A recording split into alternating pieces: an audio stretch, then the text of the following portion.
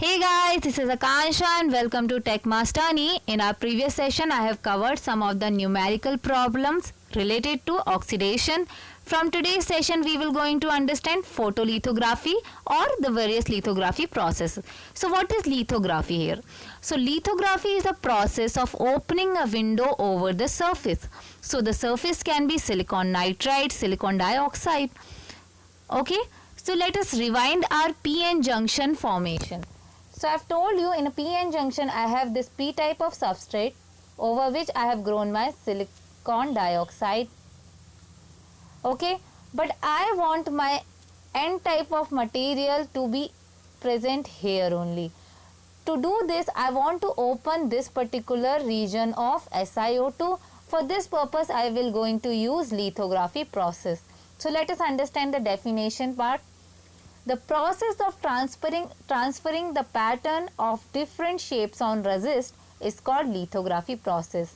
So by this we can open desired shape of window for the doping purpose.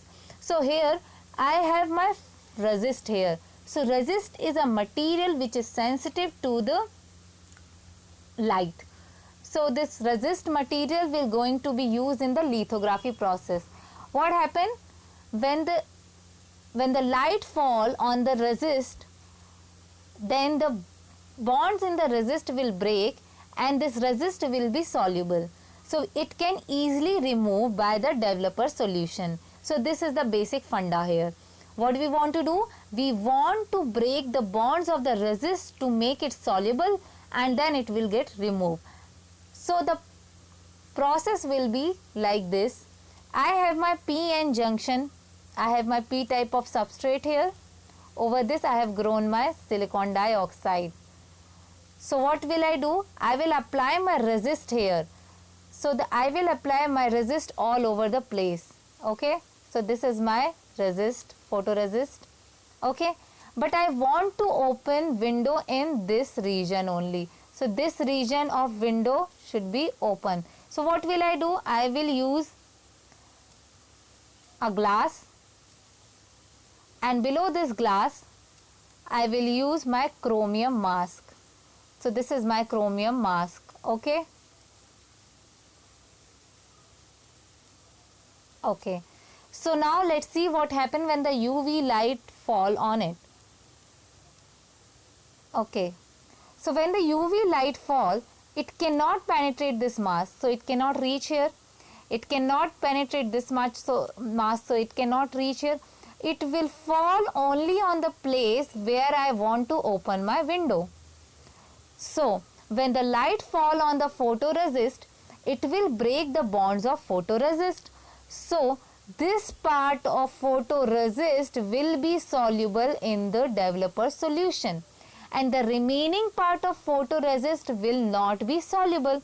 So it will protect our silicon dioxide to be etched. So this part of silicon dioxide will not get etched. So after that, what happened? After that, there will be silicon present all over the place. But my photoresist will be present only here and here. Okay. This part of photoresist is gone. Okay. Then after that I can easily etch this part of silicon dioxide and open a window. So this is the overview of lithography process. So let's see the flow graph of this process. A photolithography process flow graph is first is a photoresist apply, then pre-bake, then alignment and exposure, then development, then post-bake, then oxide etching and then photoresist. So this sequencing is very important for prelims point of view. This type of question can come that you need to arrange or you can select between the option which one is a correct flow graph. So let us see how this works. So first what we need to do, we need to apply a photoresist over our silicon dioxide.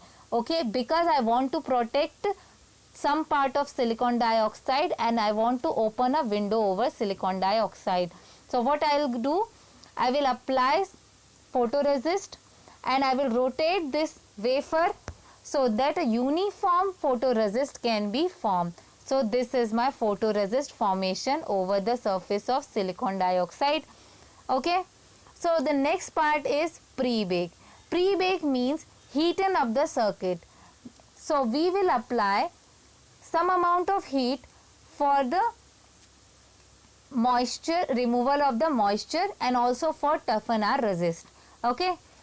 So next is the exposure part. I have already explained the exposure part. Let us understand once again. Okay. What we'll do? There is a mask. This is my mask and this is my whole photoresist. Okay. I will apply my UV rays. So UV rays cannot penetrate this mask. It cannot reach here, it cannot reach here. It will going to reach only the place where I want to open my window. So this part of photoresist will be soluble in developer solution. So and other part of photoresist will be insoluble. Okay.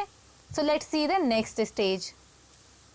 So the next stage is developer solution. So in the development I have my developer solution. I will place my wafer over this developer solution, and after that my soluble part of photoresist will be removed and this type of wafer will be formed. Next what I will do, I will post back my heating. So I will post back my wafer. So I will apply some amount of heat to toughen the resist. Again I want to toughen this particular remaining resist. Okay. The next point is etching. It means opening the window in SiO2. So here I use hydrofluoric acid for etching. So in etching process, due to the photoresist, this part of silicon dioxide will not remove. Only the opened windows SiO2 will remove. So after that etching, we will get this type of structure. Okay. And the last step is to removal of photoresist. Okay. So this is all about the flow graph of photolithography process.